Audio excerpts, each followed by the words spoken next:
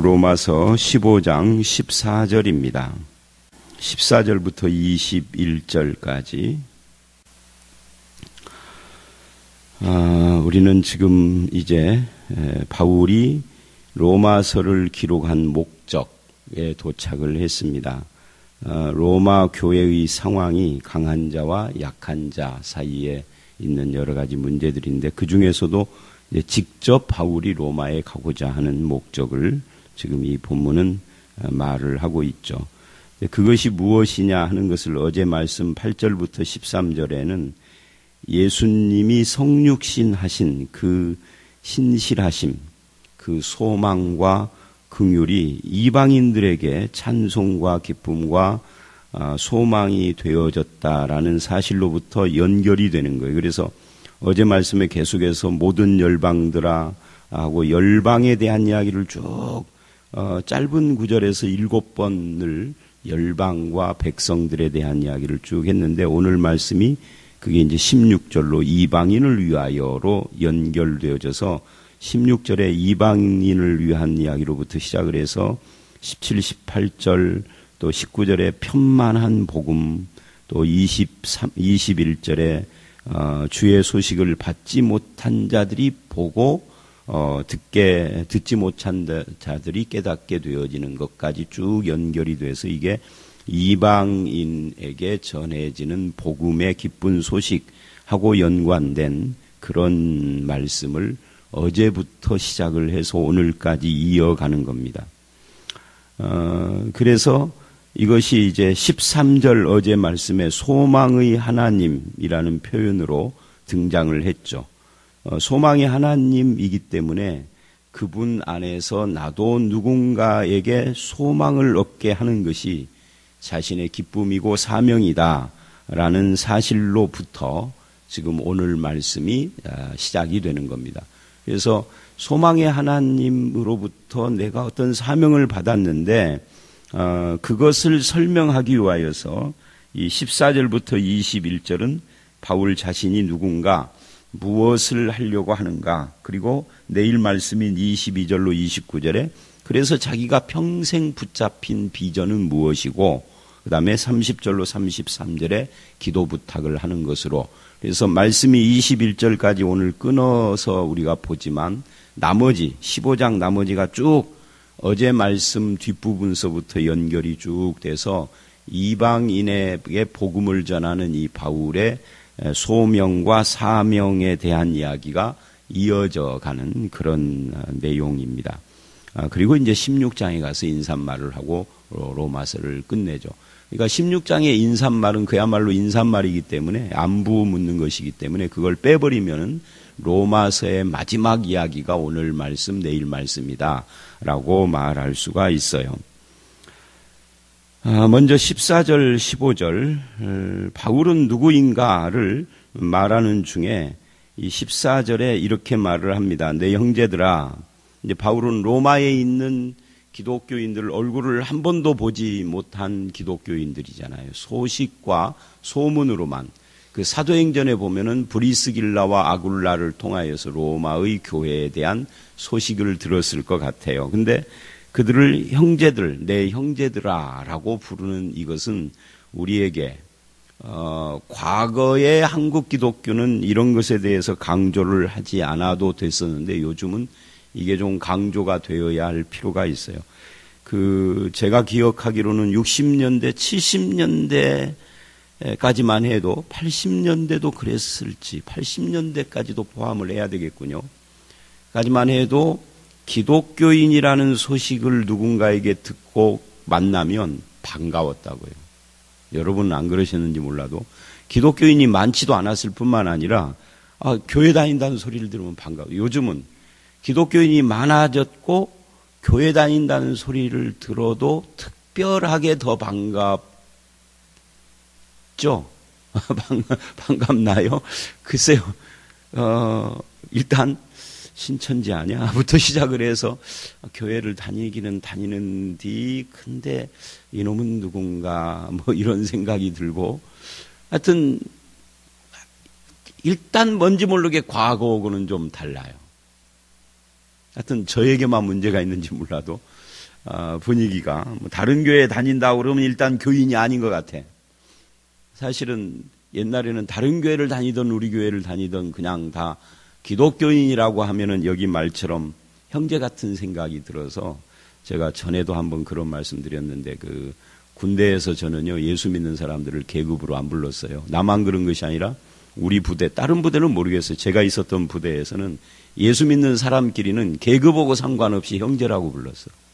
병장이 이등병한테, 이등병이 병장한테 형제라고 부르고 지금도 연락이 되잖아요. 지금도 연락이 돼요. 근데 언젠가 그런 분위기가 우리 한국 교회에서 사라지고 있더라고요. 내 형제들아 라고 부르는 지금 로마 교회는 바울이 한 번도 만난 적이 없습니다. 가본 적도 없고 얼굴도 몰라요.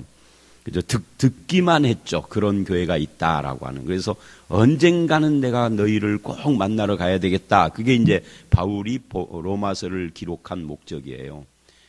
속히 갈 줄 알았는데 늦어지니까 편지부터 보낸 거예요, 지금. 얼마나 가보고 싶었는지.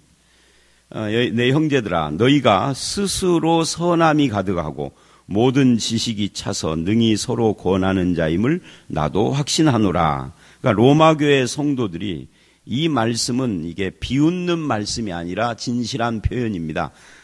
이게 스스로 자가 들어가니까 조금 좀 읽는 사람이 오해할 가능성이 있는데 일단 스스로를 빼고 선함이 가득하고 모든 지식이 차서, 그러니까 지식도 어떤 교인으로서 알아야 할 어떤 것들을 다 안다, 뭐 이런 표현을 지금 이렇게 하는 거겠죠. 선함이 가득하고 이 말은 생활에 대한 이야기겠고, 그래서 서로 권하는 자임을 나도 확신. 그러니까 로마 교인들은 바울이 지금 말하기를 성숙한 신앙을 가지고 있는 자들이다. 그런 칭찬이에요. 그런데 15절, 그러나 내가 너희로 다시 생각나게 하려고 하나님께서 내게 주신 은혜로 말미암아 더욱 담대히 대략 너희에게 썼노니. 그러니까 이 말은 이런 거예요. 14절과 15절의 그 관계는 우리가 누구를 이렇게 이야기를 처음 한다든지 개인 로마서가 앞부분에는 사적인 이야기가 없었잖아요. 이제 드디어 사적인 이야기를 여기서 했는데 이 개인적으로 이야기를 하면은 지금 이 사람에게 뭔가 해줄 말은 뒤에다 감추고 먼저는 이렇게 인사를 먼저 하는 것처럼 지금 이 14절과 15절이 그런 거예요. 아, 너희들이 참 신앙생활을 잘하고 신앙이 성숙하고 참 온전하다. 그런 소리를 내가 들었다. 그러나 내가 너희에게 이렇게 나가는 거예요. 다시 생각나게 하려고 로마서를 쓴다라고 기록의 목적을 말하는 것인데요. 이 말은 결국 로마 교인들에게 무엇인가 더 확실하게 해야 할 필요가 있었기에 로마서를 썼다는 이야기입니다. 그러니까 14절만으로 끝난다면 로마서를 쓸 이유가 없는 거죠. 근데 저들에게 뭔가 좀 더 확고한 신앙 위에 세워줄 필요가 있어서 말하자면 복음의 견고함이나 삶의 성숙함에 있어서 좀 더 살피고 좀 더 확실하게 해야 할 필요를 느꼈다. 그래서 그것을 위하여서 내가 돕기 위하여서 담대히 대략 썼다. 이 말은 참 이런 것을 초면에 아직 만나지도 않았는데 편지를 쓴다는 것이 쉬운 건 아니다. 그런데 그렇게 담대한 마음으로 썼다. 이해해다오. 그런 의미겠죠. 대략 썼다. 이 말은 여러분 이 대략 썼다라는 말이 참 읽는 우리로 하여금 헛웃음 나오게 하는 것이 뭐냐면 로마서는 아직까지도 어떻게 읽어보면은 참 명확하고 쉬운 책이고 어떻게 보면은 논쟁거리도 많은 이 기독교 교리의 정수거든요. 우리가 그래서 교리서신이라는 말을 하지 않습니까? 로마서, 뭐 갈라디아서 이런 것들 교리서신이라고 그래요. 몇 가지 서신들을. 근데 교리서신이라는 말은 어떻게 보면 기독교의 교리의 거의 대부분이 이런 말씀들을 기초로 하고 로마서 같은 말씀을 기초로 하고 세워진 거예요. 그러니까 전에도 말씀드린 것처럼 칼빈 같은 경우에는 기독교 강요라는 책을 이렇게 두껍게 썼단 말이에요. 그것도 막 상당히 큰, 이게 사이즈가 이 정도면 몇 사이즈라고 해야 되나요? 하여튼, 상당히 A4의 한 배 반 이상 되는 그런 사이즈로 제가 갖고 있는 건 그렇습니다. 이렇게 큰데. 어떤 사람은 기독교에 대해서 쓰는데 막 열 몇 권을 이렇게 질로 쓰고 막 그러잖아요. 근데 그런 것들이 대체로 바울의 서신의 근거를 두고 나와요. 그러니까 지금도 기독교가 학문인지는 모르지만 학자들은 지금도 연구의 대상이고 새로운 이야기를 꺼내놓고 이 로마서를 통해서. 근데 바울은 뭐라고 그러냐면 대략 썼느니. 왜 대략 썼는가에 대해서는 아마 이런 겁니다. 이렇게 쭉 기독교에 대한 자기가 생각하는 아웃라인을 쭉 먼저 편지로 보내놓고 직접 만나면 이제 자세하게 서로 대화도 하고 좀 더 자세한 이야기들을 해 가기 위한 사전 작업 정도로 로마서를 썼는데 이것이 오늘날 우리에게는 엄청 깊고 신비하고 어렵고 그리고 풍부한 기독교의 내용들을 담고 있었던 거죠. 본인은 이것 말고도 더 지금 이걸 기반으로 직접 만나면 할 말이 많은데, 그러니까 우리 같으면 이제 이런 거죠.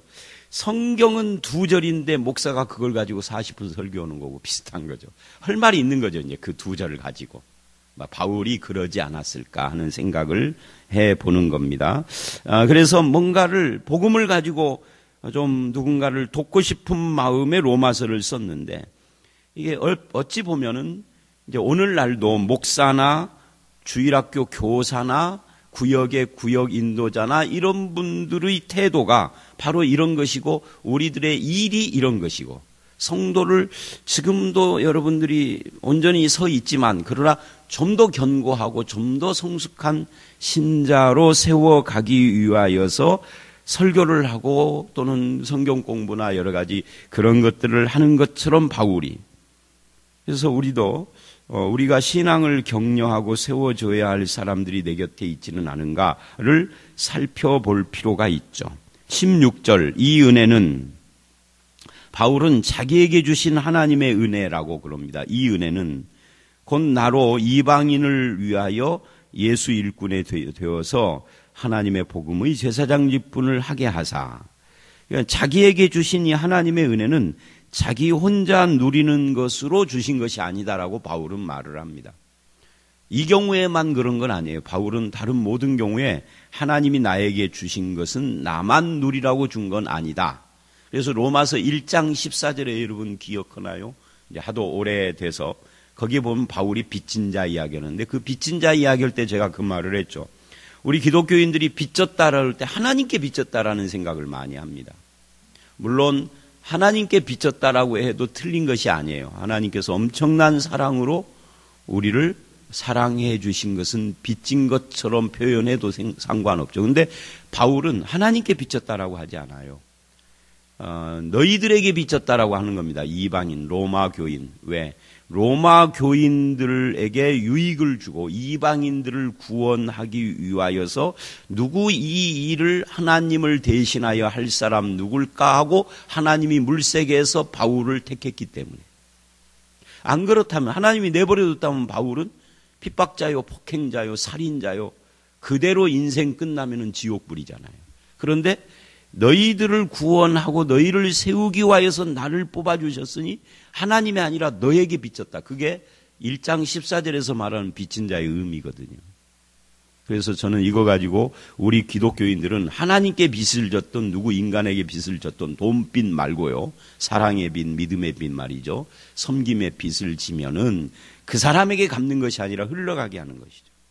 하나님께 사랑을 입은 자는 누군가에게 그 사랑이 흘러가게 하고, 누군가에게 그 사랑을 또는 섬김의 빚을 졌으면 또 다른 사람에게 흘러가고, 이게 기독교가 말하는 어떤 그 기독교의 삶의 구조고 흐름이고 모습이다라고 말할 수가 있는데, 지금 그 이야기는 1장 14절에 그 빚진 자라는 표현하고 유사한 이야기를 지금 하는 겁니다. 이 은혜를 하나님이 나에게 주신 이유는 이방인 너희를 위하여서 주신 복음의 제사장 직분이다. 이방인을 제물로 드리는 사람 죽여서 드린다는 게 아닙니다. 하나님을 믿게 하는 것을 제물로 드린다 그러는 거예요. 성령 안에서 거룩하게 되어 받으실 만하게 하려 하심이라. 그래서 이 이방인을 구원하기 위하고 저들을 신앙에 바르게 세우기 위한 제사장 직분을 나에게 주신 것이 하나님의 은혜다. 더 쉽게 간단하게 말하면 내가 복음의 봉사자가 된 것이 은혜다. 우리는 이 은혜를 예수 그리스도의 복음과 띄워놓고 따로 어떤 내 소원 성취 쪽으로 은혜를 이야기할 때가 너무너무 많아요. 근데 사실은 하나님의 은혜는 예수 그리스도시고, 그리고 또 하나님의 은혜는 나에게 주신 예수의 이 은혜와 복음을 다른 사람에게 전하는 이 일꾼이 되어져서 사명 감당하는 것이 은혜고, 나 같은 것을 쓰신 주님의 그 놀라운 사랑이 은혜인 것이지, 그런 은혜 제쳐놓고 뭔가 내 소원 성취하는 것을 은혜라고 하지 않습니다. 그래서 이 바울이 지금 그 이야기를 해요. 나는 너희를 위한 복음의 제사장이다. 이 복음의 제사장이라는 이 표현도 주목을 해 보셔야 합니다. 예수 믿는 사람들은 다 왕 같은 제사장, 복음의 제사장들입니다. 그리고 이제 17절로 19절을 가면은, 그러므로 내가 그리스도 예수 안에서 하나님의 일에 대하여 자랑하는 것이 있거니와, 바울은 자기에게 주신 이 하나님의 일, 사명이죠. 이것에 대해서 자랑할 것이 있다라고 지금 하면서, 그러나 있거니와 18절, 그리스도께서 이방인들을 순종하게 하기 위하여 나를 통하여 역사하신 것 외에는, 이 18절의 표현이 참 의미심장하죠. 예수를 빼놓고, 17절이니까 예수를 빼놓고 보면은 예수님을 위한 일에 내 자랑이 있지만, 사실은 내가 자랑하고 싶은 그것도 엄격히 따져보면은 예수께서 나를 통하여 역사하신 것이다. 그러니까 나는 뭐라는 거예요? 나를 통하여 역사하는 그 예수님의 도구고 예수님의 손에 들려져 있는 것이다. 내가 한 것이 아니다. 라고 지금 이야기를 하고 있는 겁니다. 이게 사도 바울이 자기 인식이죠, 지금. 그래서 그것 이외에는 내가 감히 말하지 않노라. 사도 바울의 이런 태도는 이 본문뿐만이 아니라 다른 곳에서도 많이 나타나고, 특히 우리가 좀 이 한국 교회가 주목해야 할 것 중에 하나가, 그 고린도 후서에 보면 사도 바울은 삼층천을 봤다고 그래요. 그런데 끝까지 거기서 본 내용은 말하지 않잖아요, 죽을 때까지. 그냥 봤다는 이야기만 하고, 말은 무슨 말을 하느냐면 내가 약한 것만 자랑한다 그러잖아요. 근데 우리들 가운데는 뭘 봤다는 사람 그렇게 많고, 책으로 내고 뭐를 하고, 그런 일들이 너무 많아서 우리는 예수 중심이 아닌 거죠. 예수를 자랑하고 드러내는 그런 마음보다 자기가 드러나고 자랑되어지기를 원하는 마음이 훨씬 더 큰 우리들의 모습과, 이 사도 바울의 고린도 후서의 삼층천뿐만 아니라 이 삼층천 이야기나 오늘 이 19절 말씀이나 사실은 같은 의미입니다. 17절 말씀, 17, 18절 말씀이나. 그러니까 나를 통하여 역사하신 그분을 자랑하는 것 이외에는 내가 않겠다, 감히 말하지 않겠다라고 하는 이 태도가 사실 우리들에게도 정말 필요하죠. 그러면은 그것은 무엇이냐? 내가 감히 말하지 않노라 한 다음에 그 일은 말과 행위로, 표적과 기사의 능력으로, 성령의 능력으로 이루어졌으며, 그러니까 예수께서 나를 통하여서 나의 말로, 나의 행위로, 나를 통한 표적과 기사의 능력으로, 성령의 능력으로 이루어진 일들이다. 근데 이것도 우리는 이제 이런 이야기들을, 그럼 바울이 한 말이 뭐냐? 사도행전에 보면은 그런 것들이 좀 나오죠. 말과 행위가, 표적과 기사의 능력이 무엇이고 성령의 능력이 무엇이냐. 그 사도행전에 보면 조금 나와요. 많이도 안 나옵니다. 좀 몇 번 나오죠. 바울 자신은 말하지를 않아요. 그냥 그렇다라고만 하지, 도대체 무슨 말과 행위냐, 무슨 표적과 기사고 성령의 능력이냐 하는 것은 일절 구체적인 이야기 하지 않습니다. 왜? 지금 말하고자 하는 것은 그 내용이 아니에요. 무슨 표적, 이게 아니라 그 표적과 기사의 능력과 성령의 능력으로 나를 통하여 역사하신 예수님을 말하는 겁니다. 그러니까 그 내용은 별 중요하지 않죠. 그렇게 나를 통해 역사하신 분이 중요하다 하는 것을 지금 말하고 있는 겁니다. 결국 이 말씀은 우리에게 큰 교훈이 되어 그리하여 19절 내가 예루살렘으로부터 두루 행하여 일루리곤과 그리스도의 그리스도의 복음을 편만하게 전하여. 그러니까 이 일루리곤이라는 것은 우리가 성경에서 많이 이렇게 접하지 않은 적인데 오늘날로 말하면 이 일루리곤이 어디냐면 유고슬라비아입니다. 요즘은 해체됐나요, 유고가? 뭐 세르비아 연방이니 뭐 하는 그 세르비아 또 뭐죠? 또 이렇게 많이 나눠졌는데 거기가 그쪽까지예요. 그러니까 그 동유럽 남부 지방까지 사도 바울은 이 시대에 이미 다 이렇게 덧두고 다니면서 복음을 전했던 건데 그것이 전부 다 예루살렘부터 시작해서 거기까지 그리스도의 복음을 전한 것이 이게 다 어떻게 된 거라고요? 예수 그리스도께서 나를 통하여 역사하셔서 이루어진 일들이다. 이거 지금 말하는 거예요.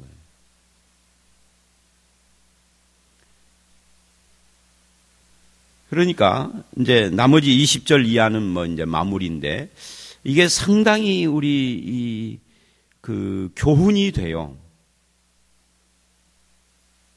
그러니까 자신이 수단이라는 것에 대해서 사도 바울은 확고한 어떤 그 뭐라 그럴까 신념, 견해가 있습니다.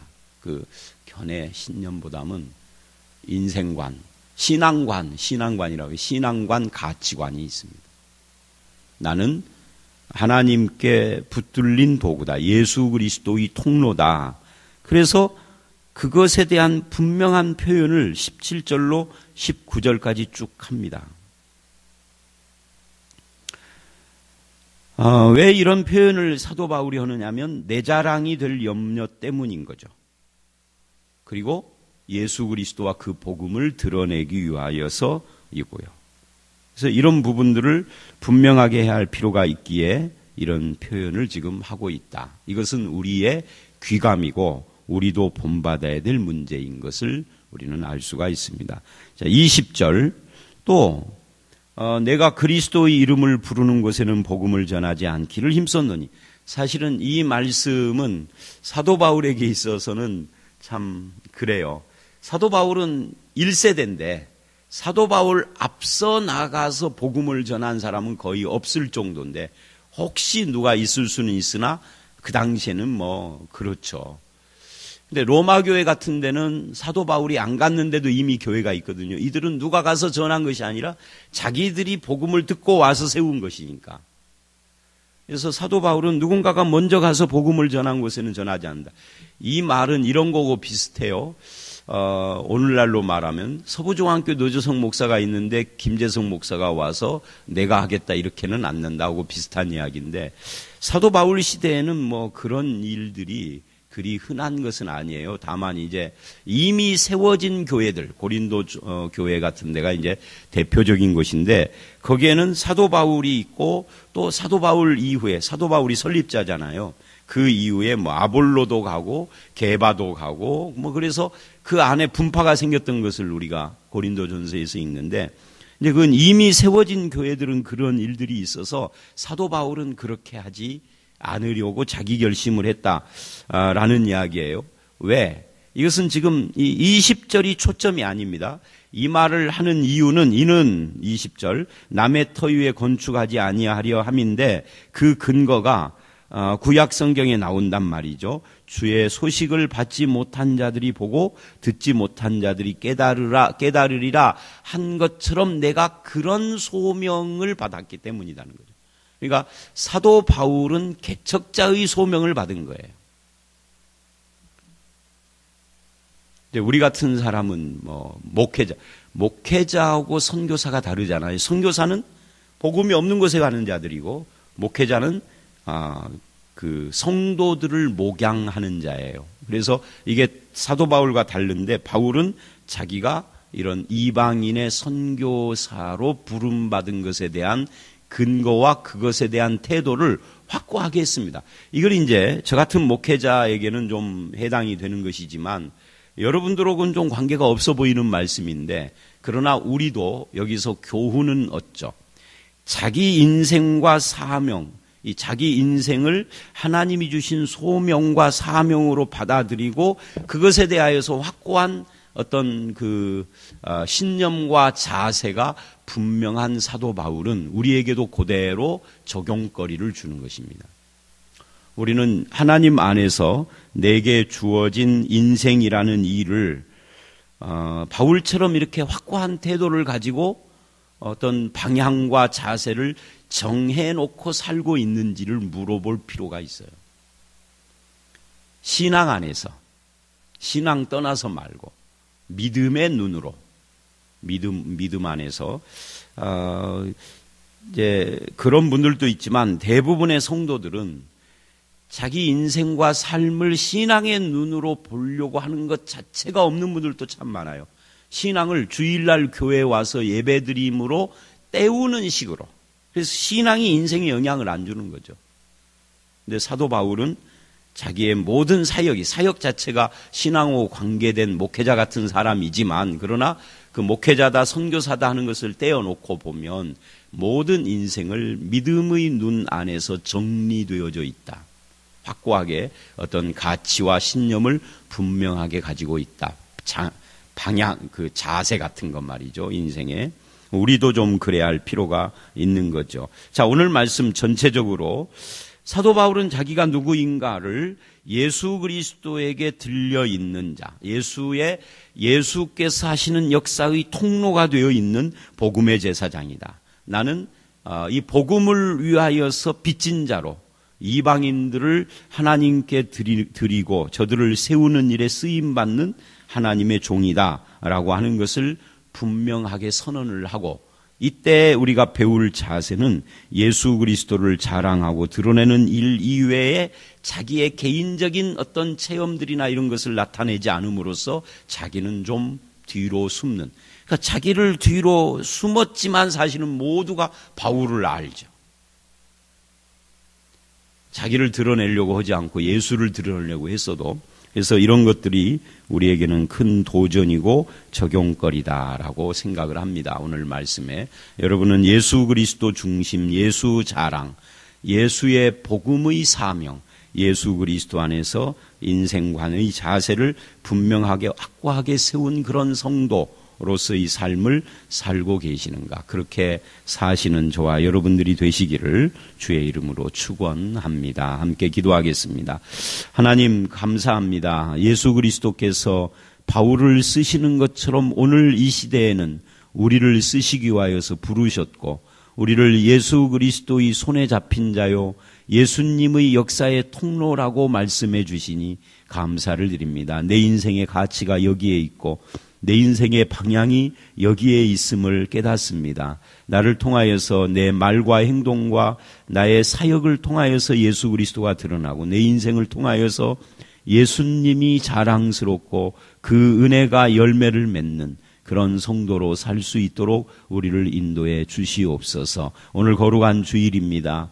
예배할 때 정말 우리의 몸, 마음, 시간, 정성 다해서 하나님을 찬양하게 하시고 하나님 말씀 앞에 경건히 무릎 꿇게 하시고 거룩한 주일을 지낼 수 있도록 우리를 붙잡아 주시옵소서. 예수님 이름으로 기도드려 싸움나이다. 아멘.